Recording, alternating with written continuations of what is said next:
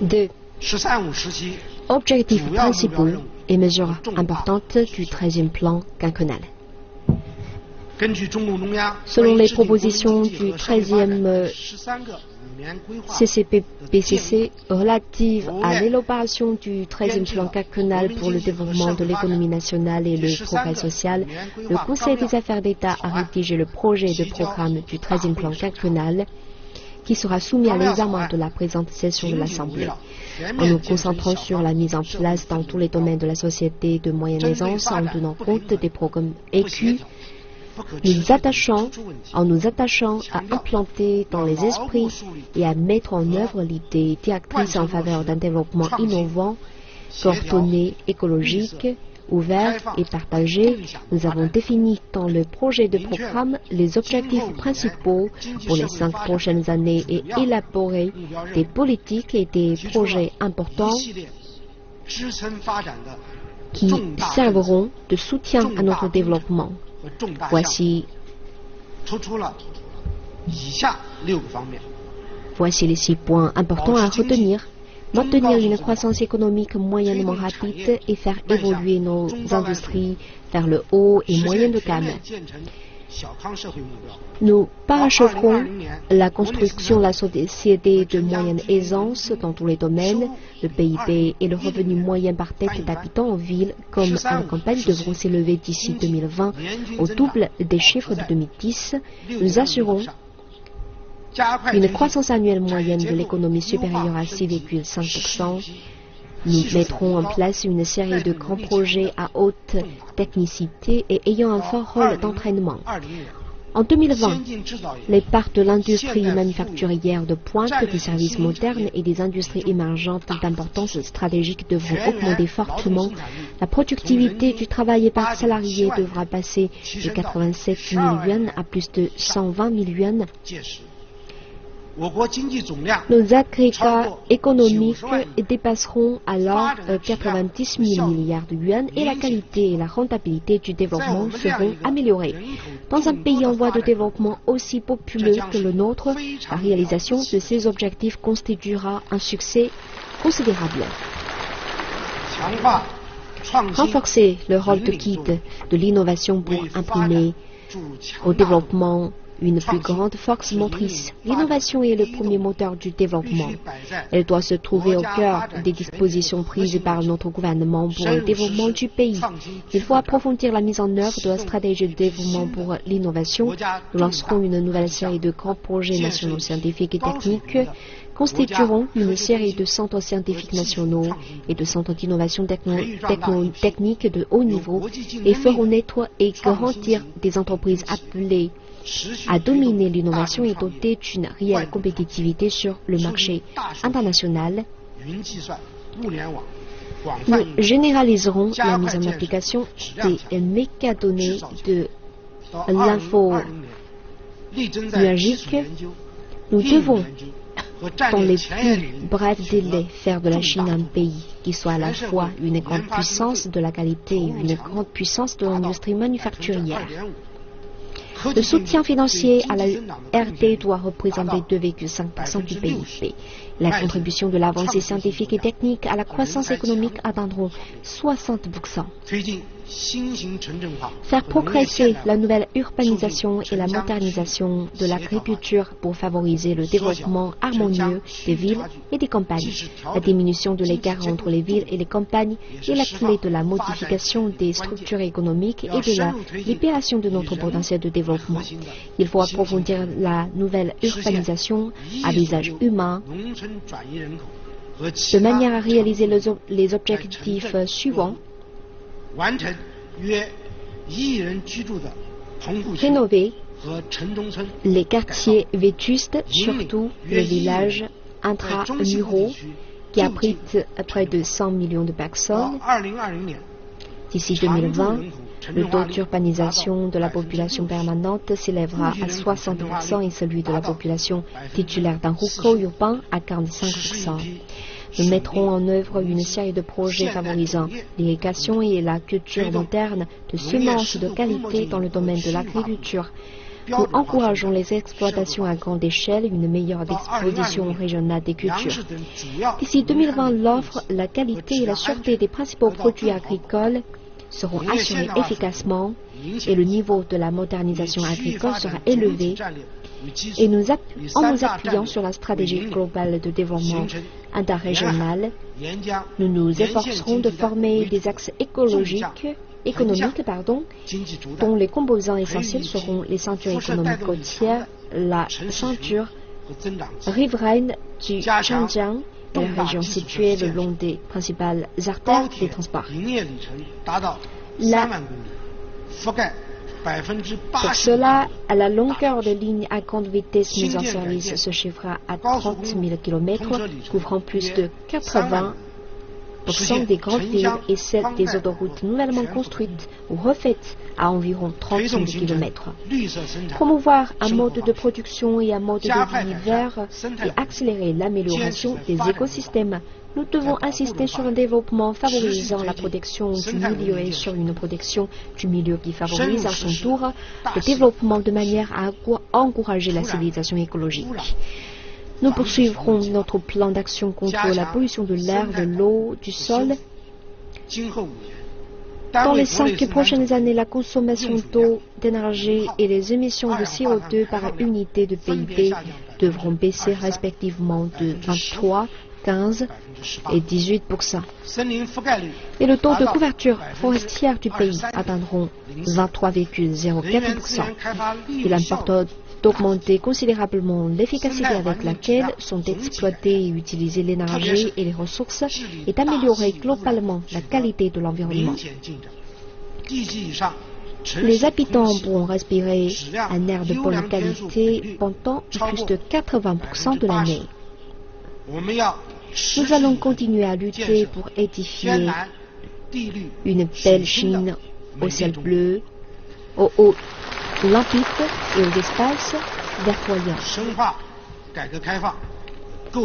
Approfondir la réforme et l'ouverture, instaurer de nouveaux mécanismes de développement. Le développement a pour appui fondamental la réforme et l'ouverture. Il faudra approfondir la réforme dans tous les domaines, appliquer et améliorer notre système économique fondamental, élaborer un système de propriété moderne, établir pour l'essentiel un gouvernement respectueux de la loi, de manière à faire jouer au marché un rôle déterminant dans l'allocation des ressources des gouvernements, le rôle optimal qui doit être le sien, et accélérer la mise en place de mécanismes institutionnels et de modèles de développement qui permettent d'orienter la nouvelle normalité du développement économique. Nous cherchons à réaliser d'importants progrès dans l'exécution du projet des nouvelles routes de la soie terrestre et maritime, ainsi que de nouvelles percées dans la coopération internationale en matière de capacité de production. Pour faire passer la Chine du statut de grand pays à celui de grande puissance dans le domaine du commerce extérieur, nous réorienterons notre import-export selon une stratégie d'optimisation et augmenterons sensiblement la proportion du commerce des services. Un réseau de zones de libre-échange de haut niveau sera établi graduellement, un nouveau système et une nouvelle conjonction d'économies ouvertes prendront forme pour l'essentiel. Continuer à accroître le bien-être du peuple pour que le développement bénéficie au peuple tout entier. En insistant sur le principe de la place centrale du peuple dans le développement, nous veillerons à renforcer les maillons faibles qu'est la garantie du peuple du bien-être élémentaire de la population, de sorte que le pays progresse à pas sûr vers l'enrichissement général. Nous sommes déterminés à mener jusqu'à la victoire finale à la lutte contre la pauvreté. Nous établirons une liste nationale des services publics de base. Nous nous efforcerons d'établir un système de protection sociale plus équitable et plus durable. Nous poursuivrons la construction d'écoles normalisées de l'enseignement obligatoire, généraliserons l'enseignement secondaire du second cycle et édifieront des universités de disciplines de niveau international. La durée moyenne des études de la population active passera de 10,23 à 10,8 années. Nous créerons plus de 50 millions de nouveaux emplois dans l'ensemble des agglomérations urbaines. Nous améliorerons le système de répartition des revenus, travaillerons à diminuer les écarts de revenus et élèverons la proportion des personnes à revenus moyens. Nous optimiserons le système du logement social. 20 millions de logements dans les quartiers vétustes en ville seront rénovés. Nous poursuivrons l'édification d'une Chine saine de manière à ce que l'espérance de vie moyenne augmente d'un an. Nous formerons un système moderne et des services publics culturels mèneront des projets favorisant l'éducation morale des citoyens, la transmission de la culture traditionnelle chinoise.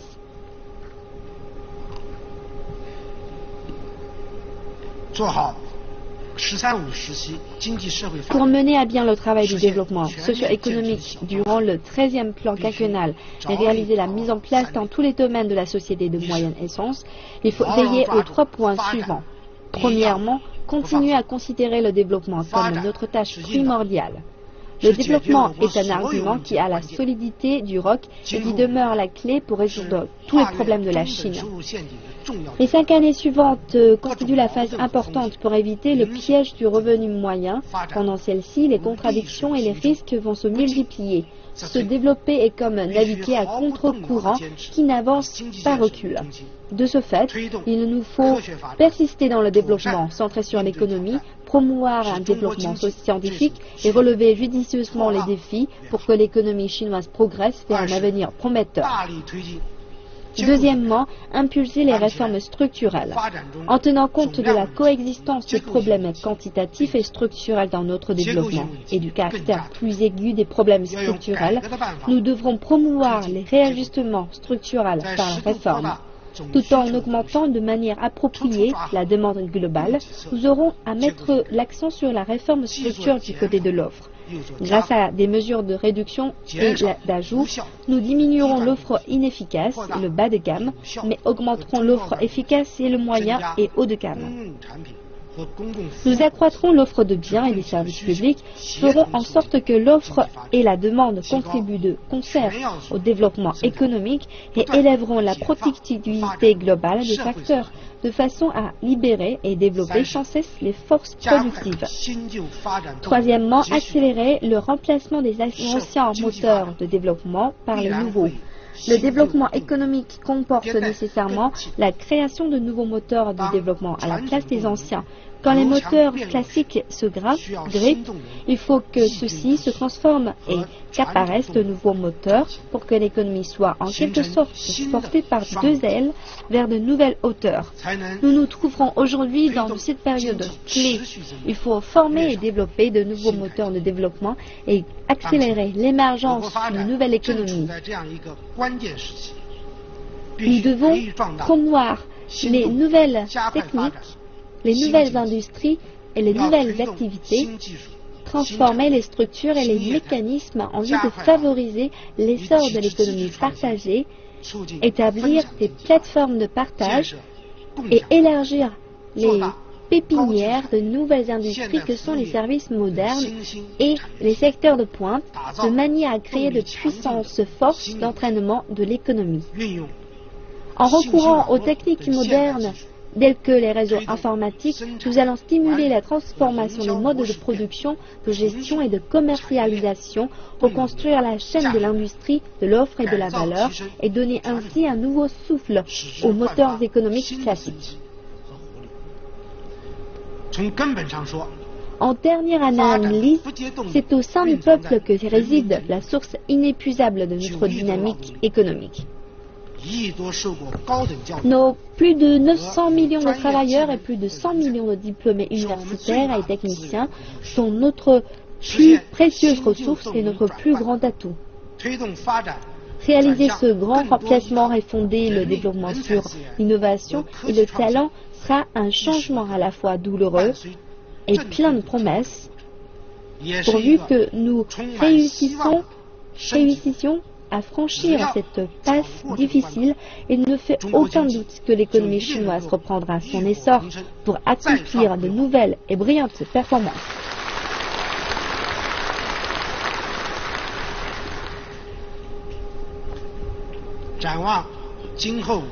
Portant notre regard vers les 5 années à venir, Nous sommes profondément confiants et sûrs que l'objectif de l'édification intégrale de la société de moyenne aisance sera réalisé comme prévu, que la vie de la population sera plus heureuse et que de radieuses perspectives s'ouvriront pour notre œuvre de construction du socialisme à la chinoise.